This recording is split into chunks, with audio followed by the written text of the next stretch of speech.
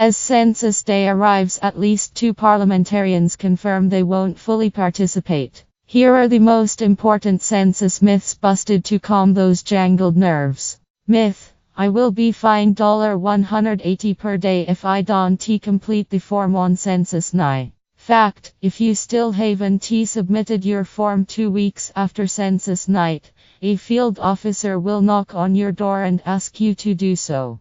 They will continue to do so until you have submitted it. If you refuse, they will start the prosecution process. Less than 100 fines were issued last census, and only 2 people who straight up refused to complete it.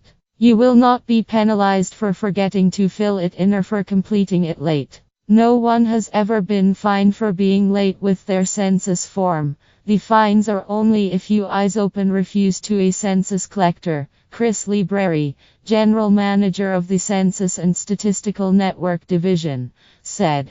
Myth: I have to fill the census form in on census day. Fact: believe it or not, the aim of the census is not to fine people, it is to establish the most comprehensive database of the Australian population possible. Hence why the ABS likes to get as close to a 100% completion rate as it can. This means you have until September 23, yes, 6 weeks after census night, to get it done. Though it is meant as a snapshot of the population on August 9, don't panic if your online instructions haven't arrived / were thrown out / eaten by the neighbor's dog.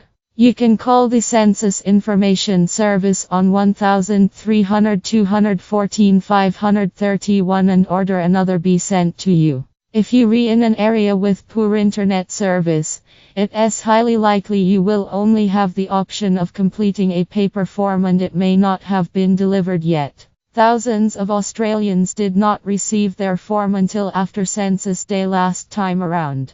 At the opposite end of the spectrum, this year 2 million Australians had already submitted their forms online before Census Day rolled around.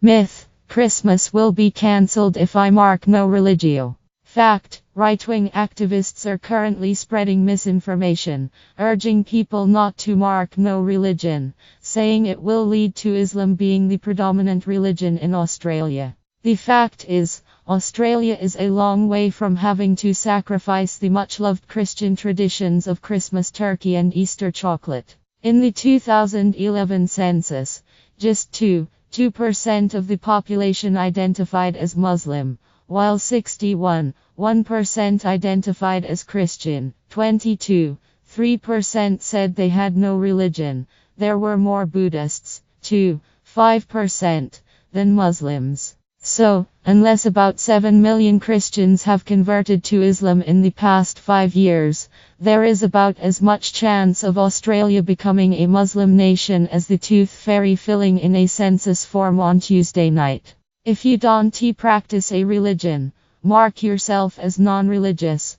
Pretty simple, really. Myth: the ABS will sell our information to private company. Fact: media reports leading up to the census, based on Freedom of Information requests for internal ABS emails, claimed the Australian Bureau of Statistics was preparing to sell census data for profit. Not so, said Mr. Libreri. Census data is free and will always be free, he said. The only time we ever charge for census data is for large files to cover only the costs. Myth: my privacy is being invaded.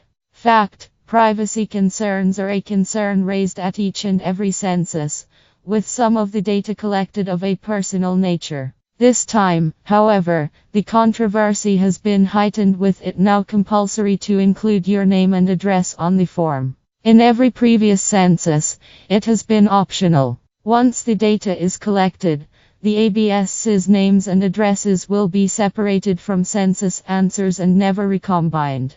After 4 years, the records will be destroyed.